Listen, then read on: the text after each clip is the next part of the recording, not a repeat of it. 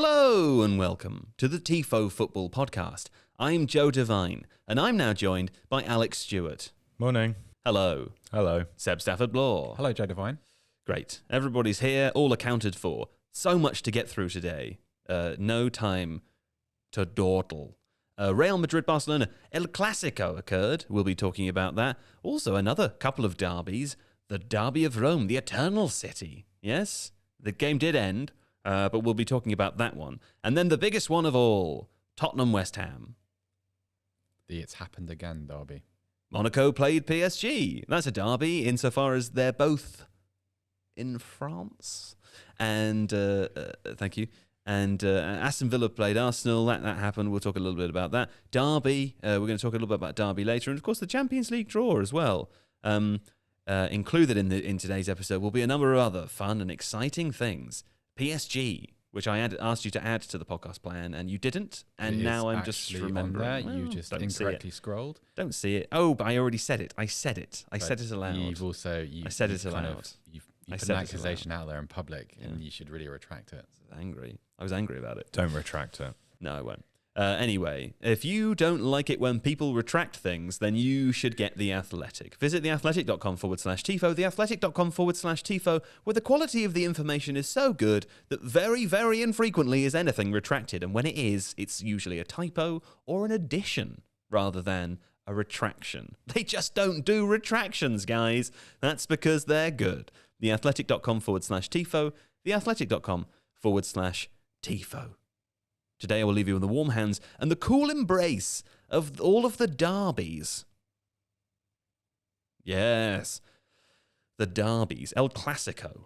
The Clasico, the classic game between Real Madrid and Barcelona. Of course, the score was, who was at home? Real Madrid 0 for Barcelona. Goodness gracious me. Now, it was an interesting affair. Seb, the result of the game is not going to change the outcome of the La Liga season, or at least that seems very unlikely. But it's maybe a bit of an indicator of things to come, of a changing tide. Yeah, it felt like one of those games in which you think, I'm going to be reading about this in a 5,000-word essay in a few years' time, because this is kind of the start of an epoch, because it was so dominant. It was also, it feels like whenever that kind of result happens in that particular game, something happens as a result of it, or it marks the passing of something. Well, what happened in the game? Because it seemed like Real were, of course, without Benzema, and their setup was a bit peculiar. It took me a long time to work out what was happening. The main thing that I noticed was that at times Toni Kroos and Luka Modric were the furthest forward pressing when Real were defending, which is not something I'm used to seeing. Yeah, weird. The Kroos-Modric dynamic was really, really strange, because it seemed to create a negative in two different areas of the pitch. First of all, there wasn't much pressure on Barcelona in their own defensive third when they're working the ball forward. Yeah. When the ball got into midfield, it seemed like Real missed the structure that Modric and Kroos provided. In addition to which, Fede Valverde was, I'm not kind of sure, I've never seen Valverde using quite that way. Like, there's a couple of times in the first half when he was sort of asked to carry the ball forward in more of a kind of, actually maybe in a Modric style way. Yeah. It was a little bit of a jumble, a little bit of a mess. And so I wonder whether what we saw on Sunday night was, as we've just said, like the start of something, or whether it was just one of those weird anomalous results that comes from a kind of a massive tactical mistake. But it just didn't seem to... I was watching La Liga TV before the game started, and a lot of their kind of analytical focus was on Barcelona's ball speed and how many passes they're playing per minute, and like the directions of those passes. And it seemed to me as if everything that Real did to counter that kind of weakened them. So maybe they should get a Liga TV subscription. What's interesting to me, Alex, is, and I know this is wrong before I say it, I do know that Real Madrid do use tactics. But, the funny thing under the Zidane reign, of course, was it seemed that they won those 3 Champions Leagues in a row with a sort of player-first mentality rather than a system-first mentality. This is the first game I've watched Real Madrid in ages, admittedly as a sort of casual viewer, where I've seen them do tactics, obviously, and it just seemed to go horribly wrong. Yeah, well, I think part of the problem with that is that the midfield has this imbalance in terms of the dynamism that it can bring to pressing situations. So Casemiro is a good presser, but also is asked to be the anchor player. Kroos has occasionally had to drift back and help, but he's not quite as energetic. Valverde is actually the one who kind of gets around. But as Seb was saying, he was tasked with carrying the ball up the field and joining in attacks. But then, of course, that means that he's further up the pitch. And because Barcelona had this ball speed verticality, he was bypassed quite easily and was therefore not able to get back. I think a lot of it was to do with the fact that Benzema wasn't available, and therefore the whole pressing structure changed. Is it okay to have a team where one player, and a fantastic player, but also an aging striker, is suddenly unavailable and then the entire team doesn't work? Is that okay? Yeah, no, it's not, is it? No, it's really quite bad. Yeah.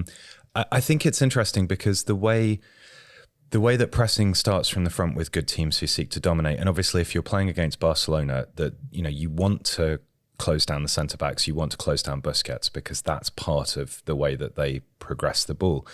And obviously Benzema would have been really effective in that regard. What's weird is that they didn't just go with another orthodox striker and ask them to do the same thing.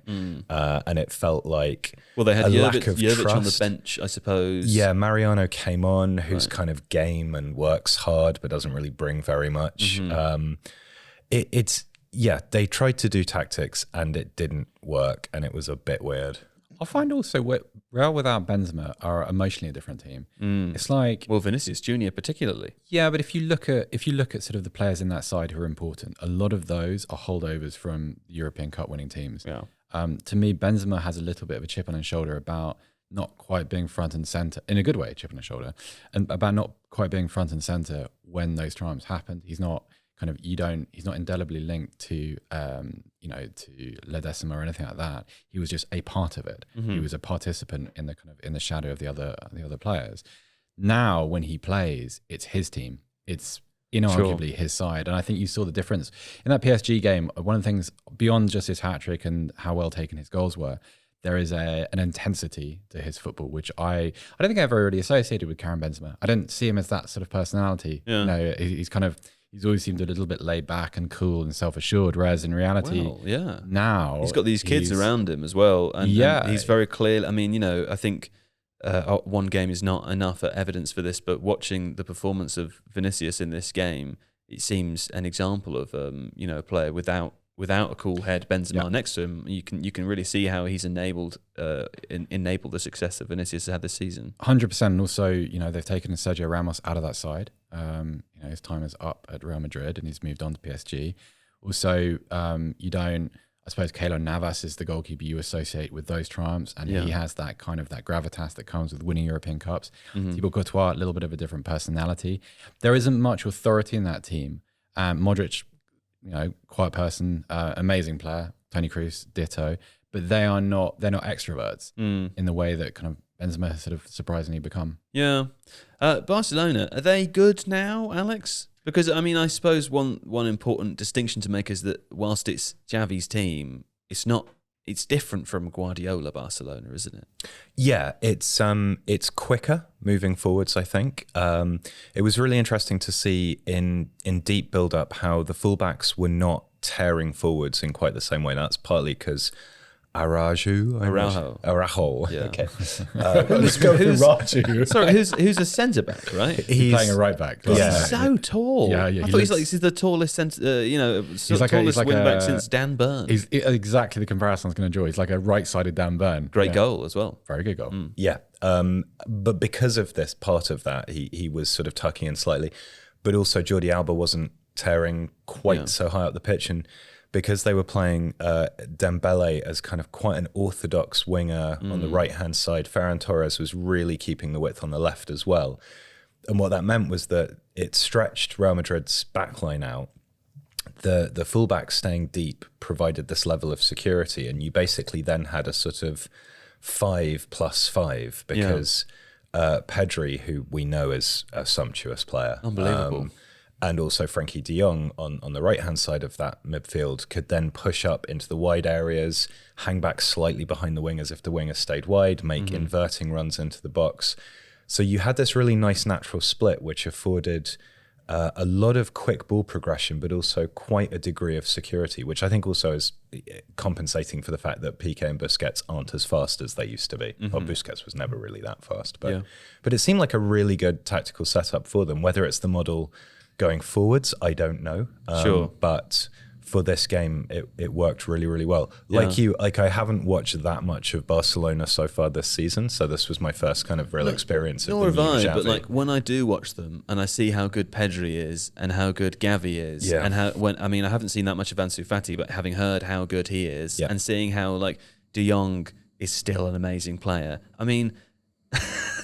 They've got an embarrassment of young talent, haven't they? That's extraordinary. I was super impressed by Dembele last night. Actually, the move that he puts on his man for the first goal, like, good in the first half. He did fell fade away, a bit, but then I suppose the game state changed. Sure, the game's kind of over with him. A few minutes to the second half starting, but I felt like sometimes Dembele is an example, to me at least, of someone who's so gifted in so many different ways that actually sometimes it's better just to simplify the game for him. Sure, and all he did every game was fix his man up, cross him over, and get to the byline and produce that quality of pass. He'll do a terrific job for Newcastle, absolutely. But it's also, I think that's quite an interesting piece of man management, because Dembele, I mean, even as recently as 6 weeks ago, Dembele's Barcelona career absolutely finished, toxic relationship with the fans. A couple of weeks ago, he was booed onto Camp Nou when he came on as a substitute, scored a goal. I forget who it was against. It was the one that he shot that he roofed from about 10 yards away. And he kind of, not converted the fans within a space of a few minutes, but kind of won a few people over, and then ran straight to Xavi Hernandez after he scored. And it's quite an interesting thing, because I think a lot of people saw him as, right, you earn too much money, you're a pain, you're always injured, your off the field preparation isn't what it should be. Whereas now it's all, he can do it with both feet. Yeah, but he looks like a perfect component. Yeah. And we're all getting a bit carried away off the base of one game. But, But why not? Why not? I think it's fun to enjoy Barcelona that. don't beat Real Madrid in Madrid 4-0 every season. So I got carried away earlier when Real Madrid beat PSG. That was exciting. That was fun. Now I'll be enjoyed carried that. away at their expense. Yeah. Football. I think the other thing with Barca is that it's a club that loves its stories, right? Yeah. And so this core of younger players, or having people like Dembele, who is still very young, being rehabilitated under a returning hero who has them playing a certain style of football now, it seems to have enough of a kind of Guardiola facet to feel familiar, but has that increased verticality, which is common amongst. Here's a question for you then. Go on. I can see where you're going, right? But my question is, do you reinsert Messi into that team in the summer? No. I also agree. And I think that's a sad truth, isn't it? But it's better. It's not necessarily better in terms of results on the pitch without him there. But the future of the team, I would argue, is probably better without him. Barcelona spent so long thinking about today and not enough time thinking about tomorrow. Yeah. The worst thing they could do is the go backward back. step. And they've been given, not given, that's a stupid way of putting it, because obviously They've been forced to let him go. no, I mean that they have been granted by some mysterious movement of the cosmos or whatever, this crop of young talent, people like Gavi and Pedri and Ansu Fati. It would be insane to start retrospectively looking at or if we bring Messi back. This team has its figurehead in the dugout. It doesn't need to have a figurehead quite so much on the pitch. It was always a system team. Right, and you have Busquets, you have Alba, you have Piqué. They're still there. Ter Stegen, I think, as well. As a point of continuity, is underrated for that team. He's been there an awfully long time now. He has, and he hasn't had the best season, but his form has started to pick up a little bit as well. But it's interesting actually. Like when you put Messi back into that conversation, like forgetting like wages and all that kind of stuff, create a lot more noise. And this was I think the charm of this performance was that it came out of nowhere. Yeah. I think I sat down to watch that game thinking 2-2, 2-1 to somebody, close game, probably back rail even without Benzema, just because there's a little bit more big game experience. What were they, 11 points ahead in the league or something? But you look at some of those players, Ferran Torres, Aubameyang, okay, good players. Ferran Torres is an excellent player, but has had a pretty difficult start to a time at Barcelona, hasn't scored enough goals, played quite well, hasn't scored enough. Aubameyang, you're there by kind of like it's a kind of sliding doors situation, aren't you? Really? Yeah. He played brilliantly. Well, on his goal, by the way, to cut off the end of your point for fun. Yeah. Interesting moment before Aubameyang's goal. It was the Barcelona's fourth. You mean it's his second? Sorry. Barcelona's fourth. His goal. Yeah. The linesman called called it offside before he scored, and the ref didn't blow the whistle, but the Real players saw the flag and basically slowed up. Not to say they could have stopped it anyway, but maybe they could have, and they slowed up. The ball goes in and then VAR gives the goal. I didn't realise. I thought the reason that the Premier League referees and assistants were told to hold the flag until after the move had finished would be because if they raised the flag, that would end the move before what could happen. Whereas in this case, that's not true. So what we were told at Stockley Park was that the flag stay down. The flag doesn't stop the game. Yeah. So the flag stays down when when there's an obvious offside. Sometimes because it creates this, it stops what happened last night from happening. So it's just an aesthetic thing. Pretty much, yeah, because it makes people angry, and rightly so. Because if you concede that goal when you can see an offside flag, and you suspect some of your players have kind of stopped, well, really, it's your players' fault. But at the same time, it's not going to stop you raging, is it? Because fans are like that.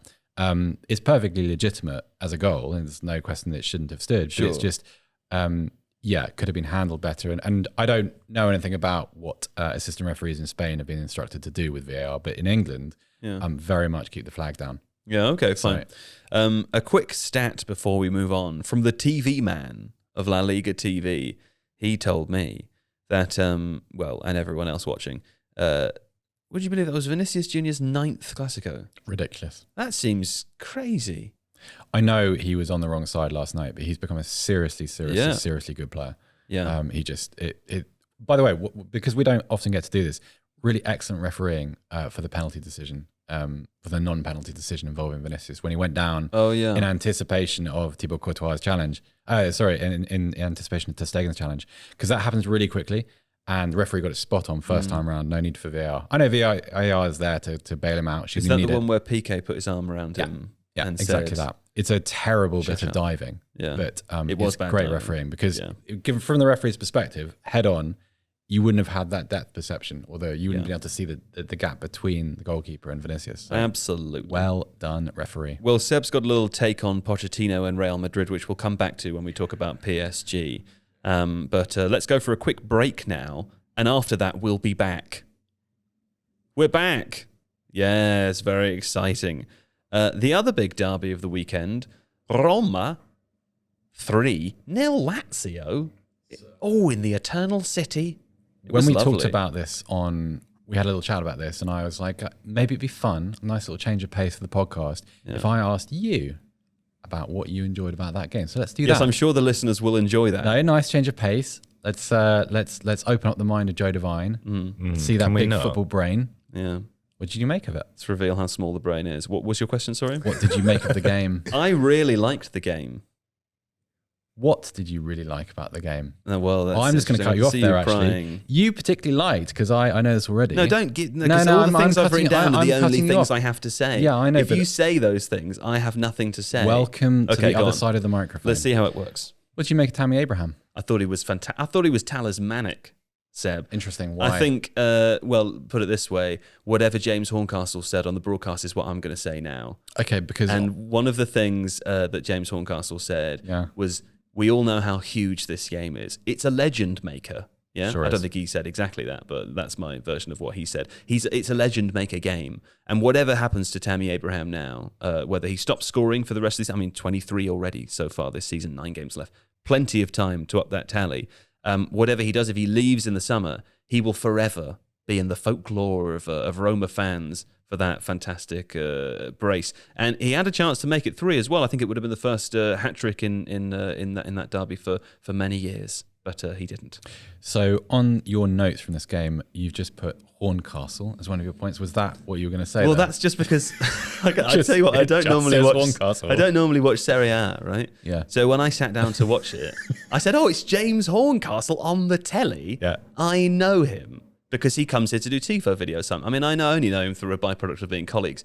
He would never be my friend in real life, but I can try. He's kind of forced to be your friend now. So exactly. So what I did was I thought, I'll text him, because that's what a pushy friend does. Yeah. And so I texted him to say, you're on the telly. You look good on the telly, something like that. I went to an ad break, and he texts me back. And I got all excited about it, because a man on the telly is texting me while on the telly. That's never happened to me before, When and you it was meet very people exciting. outside the Athletic, do you tell them that James Horncastle is your friend? 100%. Yeah. Nice. Yeah. Actually, we're related. You were quite taken with Lorenzo Pellegrini's free kick. You really like that. You texted me to talk to me No about joke. that. That's one of the best free kicks I've ever Lovely. seen. Have you seen it? Yes. It's unbelievable. You know, I compared it on Twitter to, you seen those TikTok videos where people put objects in like the perfect space for them? I don't know how to describe this better, but someone will find a pencil and they'll find a straw and it fits perfectly in the straw. It's like a sort of visual ASMR thing. Yeah. This is what that free kick was. It literally couldn't have been any more top right corner. It was amazing. Keeper had absolutely no chance of saving it. I genuinely can't remember the last free kick I saw that was as good as that. And he's fiery, isn't he? Pellegrini. He's fantastic. Can I just say one more thing on Tammy Abraham as well, by the way? Yes, you may. The one thing I liked about his performance, other than how he was always there to bag the easy chance, was his confidence with the fans as well. He repeatedly gestured to the fans to make more noise and to back him. When he made a couple of tackles, tracking back, and then sort of bellowed in the face of the opposition player as a sort of successful gladiator. He loved it. He just seemed to be having the best time. He looked more like a rock star than a football player. He loves football. So I remember covering him when he loves football. Alex, did you know? He really loves it. I'm shocked. He likes we it. were doing. He was part of the England under-21 team in Poland in 2017. We had a Skype while I was there. Do you remember that? Yes, I do. Yes, about the stuff. Yeah. I don't remember. No. He remembers. I remember, yeah. Anyway, we were in a press conference you. with Nathaniel Chalabar, and he was asked about him, and he just said, I've never met anybody that loves the game as much as Tammy Abraham. Right. Always has so much enthusiasm. They've grown up as youth players at Chelsea after Nathaniel came from Fulham. And he just said, just every day loves it. And you see that. I think whenever I've watched Tammy Abraham play for Roma, they've had some bad moments, it's been kind of up and down year. But he just seems to enjoy the theatre of being a Roma player. And it's so entertaining to watch. Can I say as well, I don't want to be the person that does will he come back to the Premier League because he's English? But there's a certain irony to him leaving Chelsea in the summer and Romelu Lukaku arriving from Serie A.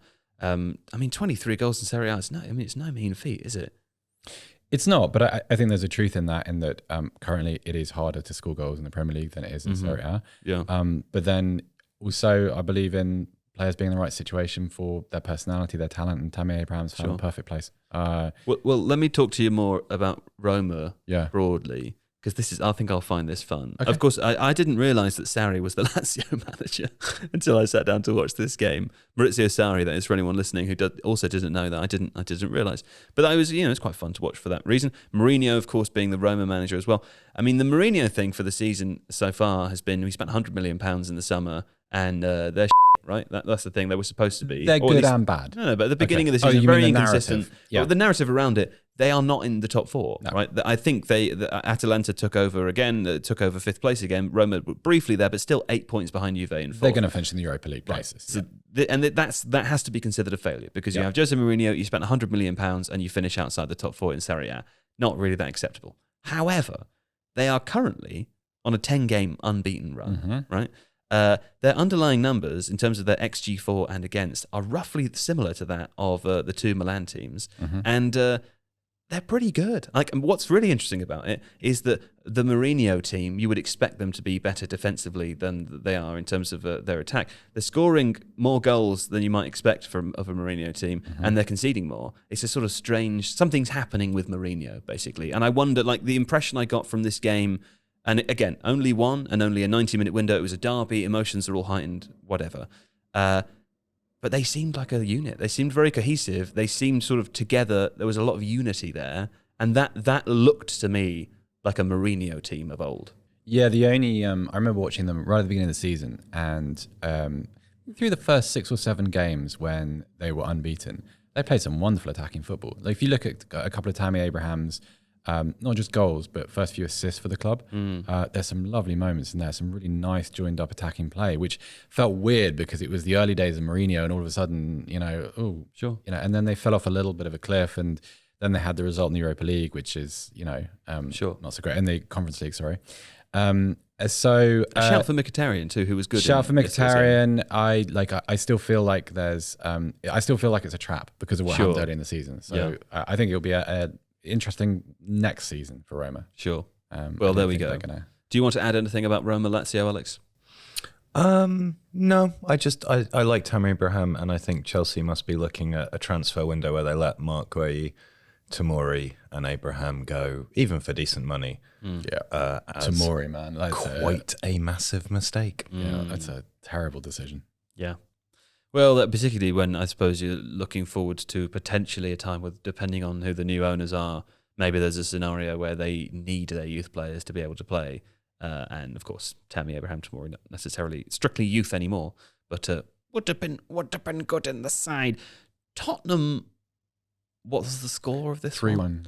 Tottenham 3-1 West Ham. Yeah. I didn't watch this game because why would I? I had this clashed with Lazio Roma. Yeah. So you were. Yeah. This was the FA Cup, right? No, this is the Premier League. This was the Premier League. Yeah. So you're telling me you chose to watch Tottenham and West Ham in the Premier League over the Derby of Rome, the Eternal City.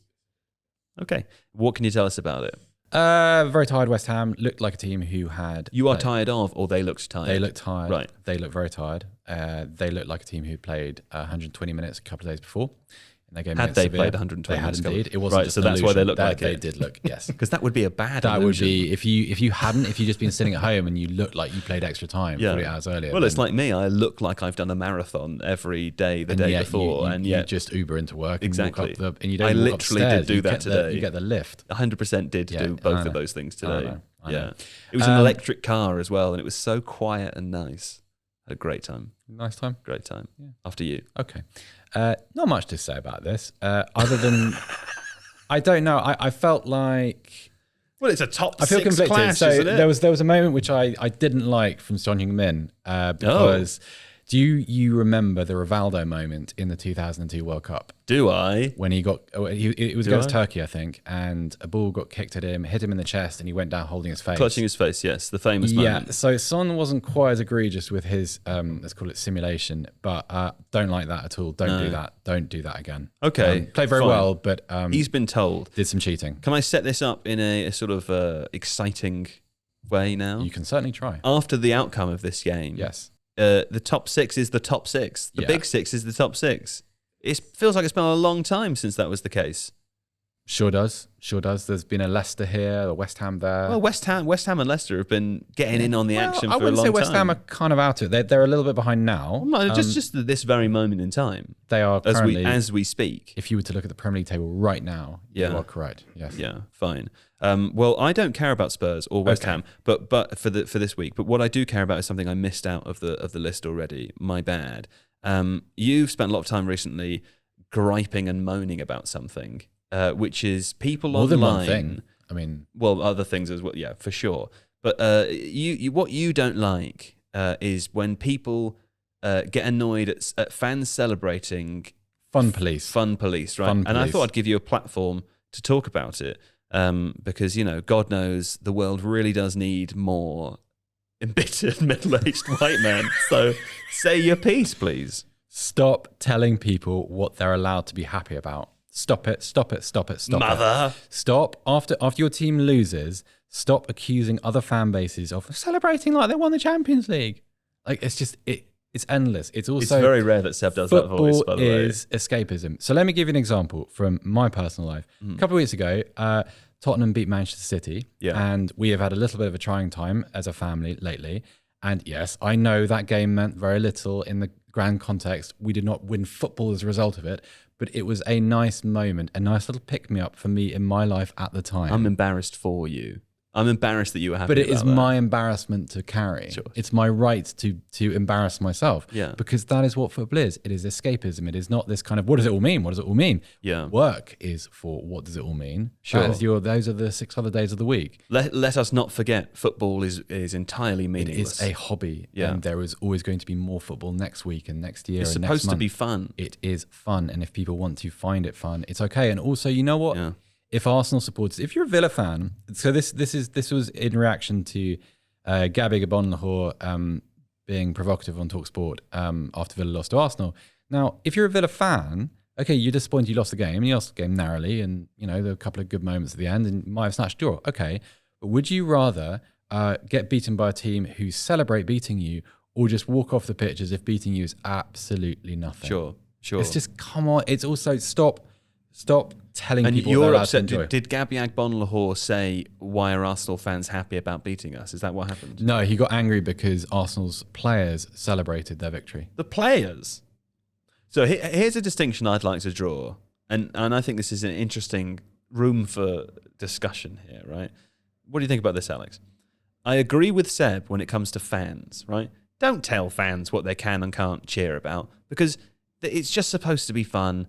Who are you to determine someone else's emotional state? Players, I can remember a time when you'd have a manager like Alex Ferguson who would be irritated if he perceived them to be over-celebrating something that maybe wasn't what he considered to be the peak of their achievement, or a win that maybe they hadn't worked hard enough to get to. There's a slightly different thing there, isn't there? Because on the one hand, it's just the meaningless of football and the fun frivolity of all of it. On the other, it is trying to mould a championship team across the course of a season, keeping them sort of psychologically in check and making sure that they don't check out having celebrated something too much. Like, those are different things, right? Yeah, totally they are. I'm fine with a manager telling players don't celebrate that. I'm not fine with people telling other people not to celebrate. Yeah, I think there's a degree to which celebration could indicate like an overconfidence or something. I don't think that applies to this Arsenal situation here. I think they have a young team. It was They're on a winning a streak. hard-won game. Arteta's encouraging the celebration. Yeah. Right, and Saka got kicked around the park again. Also, Villa are good. And Villa are a good side. So I think there's a degree to which I think if you're at the stage that Man United were at that point in time, and Ferguson is trying to instill a kind of ruthlessness, that's all well and good. Arsenal aren't at that point yet, but I would agree entirely. I just think there's way too much noise around football anyway. I despair of the amount of whinging about refereeing decisions there is on Twitter. Sure. Like, it's happened. Get over it. Yeah. There's no conspiracy. Referees make mistakes. Some referees are better than others. Like, it doesn't matter. Why do people endlessly rehash these arguments about, oh, we didn't get that decision, we should have got this. There was a handball 7 weeks ago. Look, it proves that everyone hates Everton. I literally couldn't care less about any of that. When we went down Stockley Park, I was in our briefing session with our good friend Nick Miller. And the Millman. Yeah, there was a group Friend of of the fans podcast. from a club I won't identify, but he used the opportunity not really to learn about VAR, but to have a go at some of the PG, MOL and Premier League officials who were gathered there. They just wanted to re-referee everything that had happened within the last 10 years. It was A journalist? no, because it was journalists and fans there. Oh, they brought fans in. They brought some fans in there. Don't bring the fans in. Don't let fans into your house. And it was actually quite uncomfortable because they would say, right, so with VAR, now if that applied in this situation, and they would draw a tangent back to Is that what the fans contentious sound like? refereeing. Yes. Your impression of fans, That's is that what it is? That's my ordinary person voice. Because you diminish your posh accent to do an yeah. impression of football fans. I kind of normalised myself, on the verge of editing that out of the podcast. That's how offensive that was. No, that's fine. Do you want to apologise? Not really. I saw, so Southampton played Man City at the weekend in the FA Cup. Yeah. Probably the FA Cup, some cup. And I'm sure we won't talk about it because it's not that relevant. No, it's not on the plan. It's not interesting. Great. Yeah. Southampton actually did quite well. But Anyway, they lost to 4-1. sure, Chelsea. they lost to them. Yeah. Man No, City. Man City. 4-1. Yeah. Sounds like they did well. Yeah.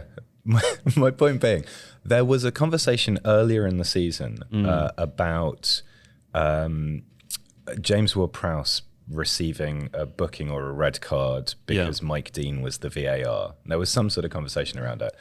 And Mike Dean awarded a penalty against Salisu for tripping Jesus, right? Yeah. A correct penalty decision. Sure. But there are literally Southampton fans going, oh, well, it's because we had a go at Mike Dean earlier in the season, so he's awarded this penalty. That's insane. Yeah. Thinking that. It was a clear penalty. I don't understand how people... it's emotional tie, isn't it? It's, you get it. You're in those moments where the only thing stood between it's a different me analogy. And the void is What I'm saying is, I get caught up in stuff. If I relied I'll upon call for someone's my death emotional health in a moment of agony, you know, like if I can see that, even if I don't support the team, sometimes I get all caught up in the story.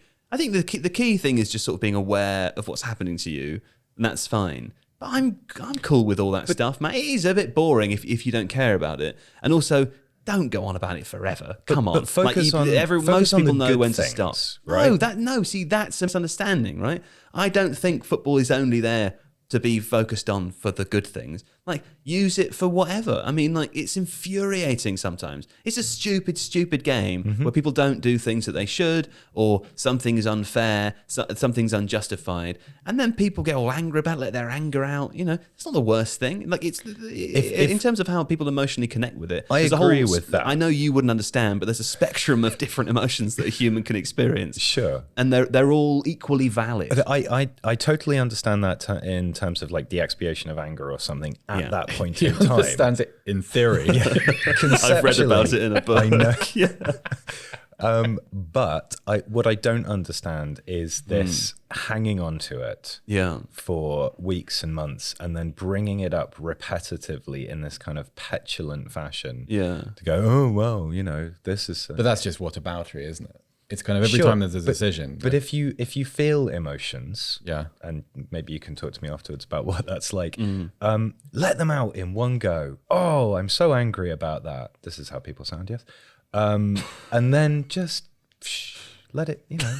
I think the rule is right. I think is that not good? Well, the thing is that I likewise with joy. I really enjoyed Phil Foden's goal, and it was against my team, but it was really good. Yeah, you're not a normal guy. I don't think I've ever I don't think you have the qualifications to talk about a normal guy. Okay. Enjoy what you want. Yeah. That's the point, right? I you know me. I love being filled with rage. Enjoy what you want, You kind of a... You do like rage. Like I love rage. One of the kind of the hidden Tifo dynamics is that there's a different you first thing in the morning before you've had your first. I was grumpy this morning. No, not this morning. I mean, Well, most mornings, yeah. I've spoken to you at times where you've had enough nicotine in your system to deal with. Sure, work-related stresses or life stresses. Right. But also, answer me this, right? Both of you, please. And this is something I think about regularly, right? When was the last time that you screamed as loudly as you could? Ooh. That's a really good question. Yeah, I mean, like, You mean made as much noise as you... No, just made as much noise as you are capable of making. For me, it was... when I was a child. Yeah. I mean, also, I think about, I live in London. Everyone in London lives on top of each other. I'm a very, noise pollution respectful person. I don't make noise. I have the TV quieter than it needs to be for fear of upsetting the neighbours, right? I cannot remember the last time that I shouted so loud that my voice hurt. And there's a kind of desire to do that, to expel rage. There's something really cathartic about shouting, isn't Exactly. there? I probably when I was playing football and as a goalkeeper would have to shout. Yeah. Would have been the last time that I actively raised my voice like that. There you go. A loud bar occasionally when you get home and your throat's a bit scratchy because you haven't realised, but you've been shouting all night. Yeah, or singing at a gig sometimes. Sure. I don't think Seb's ever shouted loudly. I'm not a big raiser of my voice. No. No. I reckon there's some rage in there, deep Probably, down. but it will sort of come out in about 10 years' time. Because also you're not allowed to shout in the press box. It's not good etiquette. Well, no, I mean, I don't. I was trying to think of life rather than kind of around football. No, I'm and just work. just you're generally. not allowed to do that. The reason I tie it back in, football is a good environment in which it's fine for a modern civilized human, to go to a place with lots of other people and shout as loudly as you can. There aren't many environments where you can do that. A gig, maybe if it's a particularly loud band, although, I get very annoyed going to gigs when someone else is singing and I can't hear the actual singer.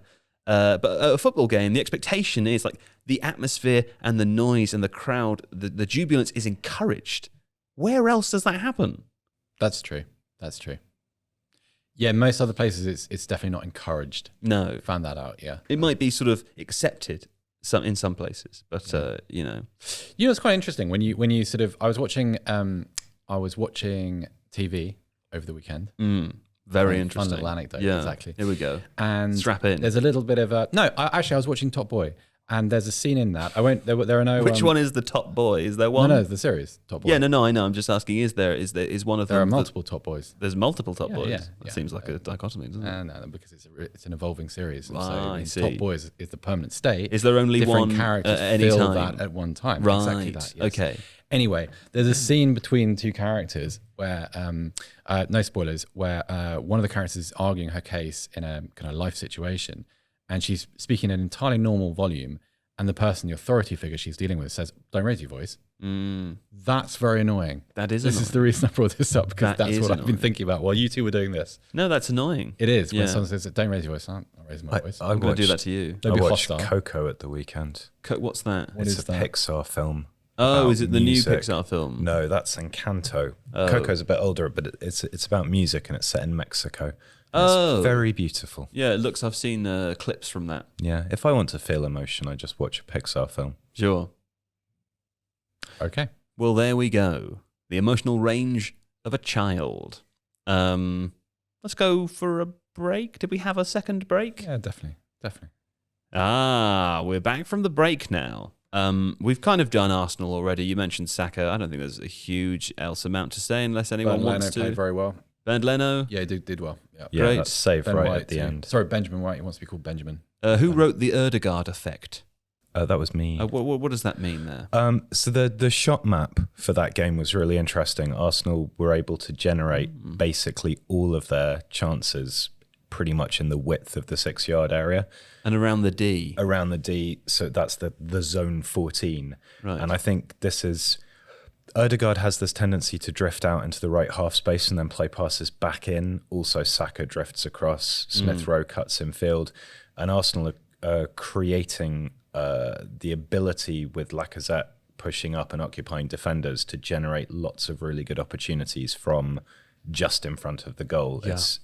It's just good you can start to see the coaching now, I think. Like, Arsenal's patterns are becoming more repetitive in a good way. They're better rehearsed, and Odegard particularly is pulling the strings beautifully in that system. I just think they're looking good now. Very exciting. Okay. Well, I think JJ is working on an Arsenal-related video for Tifo IRL with a couple of guests. So keep an eye out on the channel for that. That'll be fun.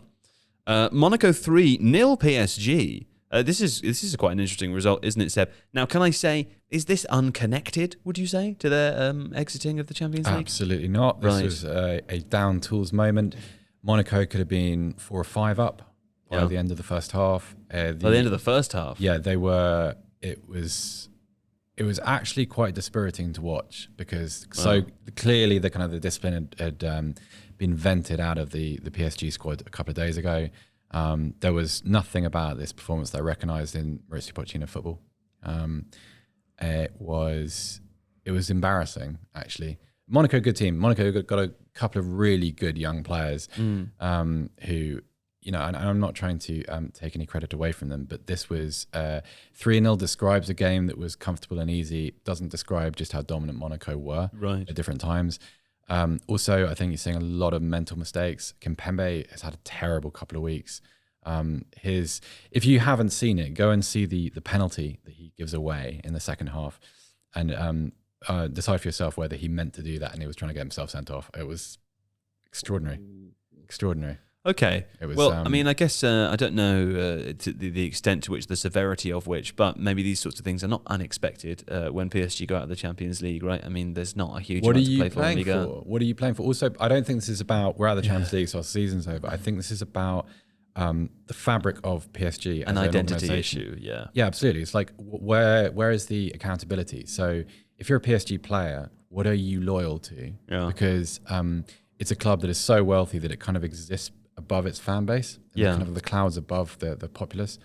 Well, also, they're in a scenario where, regardless of how much money is being offered, it appears that Mbappe is still going to leave anyway, i.e., being the richest football player in the world is not enough to keep him at the club if that's what ends up happening. What does that say to other players, other fans? Like, it's an interesting time to be there. So You're kicking me under sorry. the table. I didn't know that was you. So I was looking at some of these Paris Saint-Germain contracts on the train up to London this morning. And that's quite a difficult spot, because I think the instinct here is to see what's happened in the last few weeks and think, right, let's just, take this apart and start again. Well, you're not going to get the chance to do that really, because Messi is still there. Neymar's not going anywhere. You become a prisoner of your own generosity. Wijnaldum is still a good player, but I doubt he's going to earn as much as he is there anywhere else. Yeah. Julian Draxler, players like this, that you cannot. They're like big Man United. Well, there's no major surgery that you can do, because your resources are too tied up in players who I think are probably there as a result of a kind of a erroneous recruiting strategy. I think it's PSG are a hugely frustrating thing Big for me time. because, for a start, the club existed before they were taken over, and have some of the greatest shirts ever seen in Liga back in the day, as it happens, designed by a fashion designer who was on their board of directors for a while. Right. Weird fact. Yeah. But they have this incredible catchment area. They have an incredible youth system, and exactly the kind of thing that you're seeing at Barcelona, where La Masia is starting to bring out these players again, like Pedri, like Gavi, and so on. If Paris Saint-Germain wanted to commit to that way of doing things, they could not only dominate French football, but they could have an exciting core of homegrown talents from the Parisian region who are easily good enough to take them into the quarters and the semis of Europe with a sprinkling of other quality players, like a Barcelona would do it. Yeah. Can I before you interrupt? I found a mistake Alex made, and I wanted to say it because it doesn't happen very often. Is it Pedri? Yeah, Pedri wasn't from La Masia. Alex Stewart. Oh no, you're right. He was from. Oh God. He doesn't know. No, he does. He doesn't know, listeners. We've caught him. Was it? No, was Don't it like tell him, Seb. Tenerife? No. Honestly, Okay. this podcast continues like this until you can say where he came from. Was it Tenerife? No. Las Palmas? Oh, okay. That wasn't very long. Yeah, fine. Okay. Anyway, carry on. Just wanted to take my opportunity. But it like, okay, so the bench for this game, you have Bitshuiba, who's come through the youth system, Xavi Simons, who's been brought into it. You've got Ebembe. There are ones that they're not ready for the first team yet, but also if you look at players like Nkunku, for example, who've come through that system and then been let go because there's a Icardi or a Draxler or whomsoever ahead of them. And now look, he's, being talked about as one of the most exciting attacking talents. I wonder whether I agree with Nkunku. I think there's always a problem there, because I think Nkunku needed to leave Paris. I think he, by all accounts, one of the things that Yusuf Poulsen said when I asked about Nkunku, we did an interview a few weeks ago, is that when he was at Leipzig, when he started Leipzig and up until last season, he was someone that was so talented that every time he beat another man, beat a defender, he'd try and find another one to beat. He was kind of, he was a slave to his own ability, really. And now he's been away from home, he's grown up a little bit, he's learned about being a team player. And not all of those things happen just because he's moved to Leipzig or Germany or to a foreign country, but I think it helps. I think if you're an academy product somewhere, you can exist within a bit of a comfort zone. I don't think some players, particularly talented ones, they're not challenged enough in those environments. They become kind of popular causes for fans. It's like the Ricky Puig at Barcelona. Quite a good player. But one of his big problems is that no matter what he does, there will always be a kind of a band of particular type of Barcelona fan who thinks, no, he should be captain because he looks as like the player that he is the image of Barcelona to a lot of fans. It's like that we had at Tottenham for a while. There were people that genuinely thought that Tom Carroll was the future of the club. Sure, it's the same thing. It's like it's when you take the person out of the context, sometimes you see what they are, and for better or worse. And Nkunku's a good example. But then if you have at Manchester United with the class of '92, they obviously somehow got that balance correct. That the image of the club was hardworking, focused, almost making more of yourself than your talent. And yet, by doing that and also having talent, they had this era of football where, there was a core of homegrown players who were really, really good. I think if PSG wanted to try to commit to that kind of thing, they could do that. They could. It'll never happen, and that's why it's so frustrating. So instead, you then have these talents. Let me throw something back at you off. though, because this is I agree with you. It's interesting, right? However, one would say regularly about the Chelsea. But Chelsea is a good example of this, right? They're a team that change their manager all the time, that buy and sell players all the time, that don't really have a solid state of existence, right? Extremely successful with that model. And I think the easy thing for us and supporters to do is look at them and say, well, how do we compare them to Barcelona under Pep Guardiola, Manchester United under Alex Ferguson, those big eras where players were brought through? There's something very satisfying about that, and there's something organic about it, and that's why people like it. It's the kind of perfect story. But Chelsea have been essentially, not quite to the same degree, but essentially as successful as both of those teams have by following in a completely different model, which is sort of what PSG do, right? Like they buy players, they get new managers. You disagree? I disagree because Why? I would say that, yes, there are similarities in the recruiting, but I'd say that Chelsea spent a lot of money, but they've also built a lot of stars with that money. Eden Hazard, very, very good player when he left Lille, but... well, let's not forget, like Eden Hazard, wherever Eden Hazard went, he was going to be the next star. But then, well, let's use another. Didier Drogba. Drogba at Marseille, very good player. Sure. Drogba at Chelsea, European Cup winning player. Fine. Ricardo Carvalho won the European Cup at Porto. But like these players are allowed to exist at a level that, with PSG, I often get the sense that they're already shopping off the top shelf. They're already buying things, ready-made items that I don't need any further development. They're just, here's my shiny footballer, into my team he goes. Like it's a real life version of the FIFA thing. Oh, sure. JJ. Ultimate Team. Ultimate Team. Stuff. Yes, Sure. Thank you. But even in the Galactico era with Real Madrid, where you had a Zidane or a Figo or Kaká, there was Don't forget to speak into your microphone. Sure, thanks. Yeah. There were always players that had either come through the youth system or had been acquired from other Spanish teams for not very much money. So that defense of people like Ivan Helguera and Michel Salgado and Ivan Hierro, Casillas famously. Fernando Hierro. Sorry, who did I say? Ivan. No, I said Ivan Helguera. And you also got Ivan Hierro. Well, I don't think I did. You should have done that one. I wasn't listening. That's the price Point you pay, being, though. You tune out and you miss opportunities. You've got it's a heavy toll. It is. You've got people who understand the values of the club, and even if your club is Real Madrid, super wealthy, super successful, but there are still values there. There is still something about wearing the shirt that is not just earning a ton of money. Yeah. And Paris Saint-Germain should have that still. Yeah. But I don't know, maybe of that team that started, I think maybe Kimpembe came through the youth system. Kimpembe's a very, very good player. But that's it. Can Otherwise, I say, and you want to have people, and we talked about this and when JJ did that video about why they haven't won the Champions League yet. Yeah. You need to have a set of values that are internal to the club. Yes, obviously you want your supporters to buy into some sense of identity as well. But if your young stars in your youth system are running around thinking they're the dog's bollocks, that requires stronger leadership. That requires people to say, no, you haven't earned your place yet. But if you do, this is what awaits you. We've got to wrap this up because there's two other things to get to. So unless, put it this way, Seb, if what you say isn't extremely interesting and one of the best things you say all day, you will be in trouble.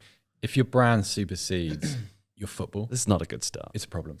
It always is a problem. You look at listeners examples. at home won't know this, but Seb's always talking about brand. He's obsessed with his own personal brand, how he comes across to people. Sometimes I call you on a weekend to talk about it. Yeah, to talk about what's my brand? The Stafford Bloor brand. Yeah. Let me tell you about something much more interesting than that. It's a game I used to play with my friends called Sausage. Right? I've just been reminded of it. We played it for years, but I haven't played it for a long time. And this is because me and a group of people that I used to spend time with, all very keen to correct each other. Used to spend time with. Yeah.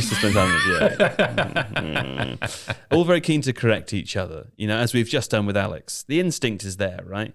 Particularly in a group of people who all say things, people think they're smart, you can catch them out and bring them back down. Smash them down to the base level, right? That's the game. Anyway, Sausage was this game to try to stop people doing that. So you, once a day, were allowed to insert a deliberate error into what you were saying. And if someone picked you up on it, you would point at them and shout sausage. And they lost because they had... if you hear someone making a mistake, you have to question your mind. Are they trying to catch me out? Are they trying to sausage me? I like it. Or have they unintentionally... It adds a sort of an element of risk to the game of correcting someone. Where did you derive the name from for this game? Can't remember. I think we invented the game. I'm sure other people have played this. Yeah, it's good, isn't it? Yeah, I mean, why? Well, the thing is that we shouldn't, because in this environment, we do need to question each other. Yeah. Like, sometimes people make mistakes. I don't know. So I don't want to be in a situation where I keep getting sausaged because my job is an editor. Or someone who's made a deliberate mistake which harms the company. Exactly. But they've won really because sausage. Yeah, that's right. Yeah, okay. Alex says he thinks it's in his contract he's allowed to burn the building down, and I don't say anything because I'm worried about being sausaged, and then I die in a fire. Yeah, exactly. I don't want to play this game, but a good fun game, maybe for the listeners to play at home. Now listen, things we have to get through very quickly because Seb annoyingly has organised a meeting sooner than he could be able to reach if we carried on for the organic length. It wasn't. Well, it was 1:15. 1:15. Too late. Derby won Coventry. Less about the game, of course, which was interesting enough. More about the Derby situation, because we haven't talked about Derby at all this season. I checked in on old Wayne and the boys, because they've done a very good job this season. Unlikely to stay up as a result of the points deduction they incurred at the beginning of the season. Just tell us, Seb, for those listening and me that don't know what happened, why do they have that points deduction? 21 points? Yeah, it's split into two halves, really. So they got a 12-point deduction for heading into administration, which is a kind of Football League standard. Sure. And they got an additional 9 with 3 points suspended because of an anomaly with their stadium sale. So Pride Park was sold to Mel Morris, owner, and it was sold between two companies that he owned, and the Football League said no. Well, that is interesting, isn't it? Because without that, they wouldn't be in the relegation zone right now. Exactly that. They've done exceptionally well. They're not bottom of the league, despite having a 21-point deduction at the beginning. Yeah, they're also playing really good football. They're playing really good football. They're good to watch. They played relatively well against Coventry. I got them to finish 12th on Football Manager. Did you? With a 21 point, yeah. Well, what a shame it's not real life. Would have finished 5th without the deduction. There we go. Yeah. Sure. Just wanted to say that. Real people's lives, Alex. Anyway, I'm sure we'll talk more about Derby as the season goes on. I just wanted to flag it up as an area of interest, and also maybe we can all watch a bit of Derby and then chat about Rooney before the season ends. Yes, indeed. Could be fun. Indeed. There we go. The Champions League draw happened. Very exciting. The quarterfinals, beginning on the 5th of April, have thrown up a few interesting ties. Benfica, Liverpool, Man City, Atletico Madrid. We have Villarreal, who I only realised yesterday got past Juventus. I didn't know that. Battered Juventus. There we go. 1-3-0 in Turin. Yeah, fantastic. Good job to them. And probably going to lose to Bayern. And Chelsea, Real Madrid, which I'm sure looks like the big tie of the affair. I still think Chelsea are going to win. Yeah. I honestly think that they've been, as a result of all of the ongoing current factors, the squad and Tuchel have probably been forced into this little nucleus of unity. Do you mean win this tie, or do you mean win the competition? I think they're going to win the Champions League, yeah. Overall. I don't see why not. Tournament football needs that extra little bit of magic, right? That extra little drive. And at the moment, those players are very together as a result of a negative set of circumstances in a way that, the other teams just aren't. Yeah. That's the only edge I give them. I Plus thought they were would champions win last year. The Premier League this season, though. Sure. So sure. I'm not going to back them for anything now. Who do you back? Bayern? I think Bayern probably have the most quality overall. They never win it, though, do they? They're not playing that well at the moment. No. I like Man City this year. Yeah. I mean, Man City, Pretty safe old bet, isn't it? Man City also just have such a And plethora of options as well. Sure. Yeah. When things are, if things aren't going that great and you can bring on Foden and Mahrez. They also like, never win it though. But they've got the anti thing that so every successful tournament needs that magical intangible. Manchester City have the reverse. They always have the thing that derails it, whether it's an overthink or an injury Sure. or a silly goal or Yeah. when they got knocked out by Lyon a couple of years ago, didn't they? I could see Liverpool doing it again. Yeah. I think their front three is as good as any you'll find in Europe. Sure. And they also have options there. And I think Klopp does have something of that intangible. Yeah. Particularly if City start to lengthen the gap at the top of the Premier League, that becomes the thing for them. So, Sure. but yeah, it's difficult. I really think it's Chelsea. Okay, cool. Fine. So you think Liverpool, you think Man City, and I think Chelsea. Bunch of Anglophones, aren't we? That's yeah. Just insular. Has anyone got a shout for Villarreal? Tournament football? Huh? I just think Bayern are too good. Sure. What's the guy's name? Manager? Unai Emery. Unai Emery. Knows Tough how- break for Andrea Agnelli though. Yeah. Out of the Champions League again. That is quite funny, isn't it? Oh, 16. Yeah. Tough. Deary me. Fine. Better get that Super League going quickly. Yes, absolutely. Cool. Right. Anything we've missed? No, I think this has been very fulsome. Sure. Fine.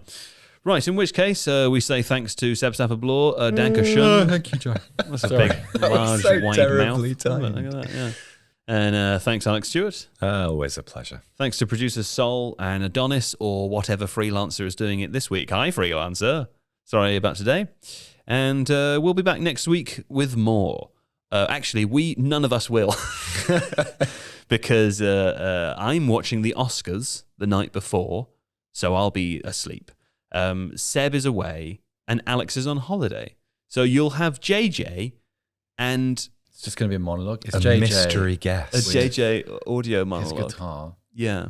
and the cameras are just going to roll, and we're going to see what happens. I hope that's not what happens. I'm hoping I suspect instead it that what might. happens is that he'll be joined by, a couple of people from The Athletic. Yeah. And let me remind you, what a quality group of people that is, huh? Would it annoy you if you got Horncastle? No, I mean, I'd you love wouldn't to be see it there even through the and- screen. That'd be fine. But- And I'll be in later in the day. Maybe I It'd be can... like he came on the podcast on the 1 week that you're not there, though. Well, no, but if I come in later in the day, I'll be able to see the chair that he was sat in and maybe sit in it myself. Yeah. You know. Yeah. Maybe I'll find one of his hairs. I don't know. Who could say? What a great guy. Anyway, that's all. See you next week. Ta-ra, bye.